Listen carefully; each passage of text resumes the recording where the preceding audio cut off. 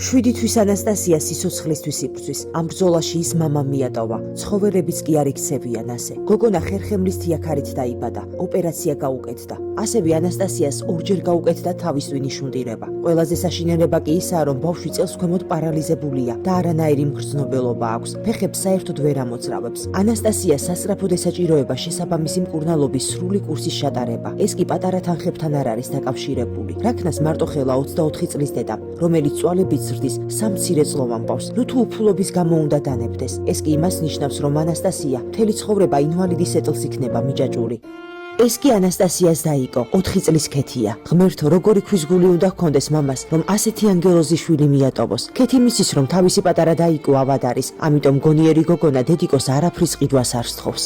ეს კი ანასტასიას ბაბუა დედის მხრიდან 84 წლის რომანია. საბრალო მოხუცი ცალი-თვალიდან ვერ ხედავს, მაგრამ ცდილობს, რომ მამის მაგივრობა გაუწიოს ბავშვს. უყურებ, გული მიბტება, საშუალება არ მაქვს. რომ წეყვანო სადმე უკულალ. ბებერი კაცი, ბებერი 84 წელი პატარა არ არის. ჩემი ბავშვობა წვალებას გატარებ, მუშაობას. რასისა ცხოვრება პროფესიონალურია ბოლოს სიბირეს. ღვთისმიერო ადამიანებო, ნუ თუ დავუშვებთ, რომ უფულობა შეეწიროს ამ ანგელოზი გოგონას ბავშვობა. ანასტასიას ბედი ახლა მხოლოდ თქვენს ხელშია.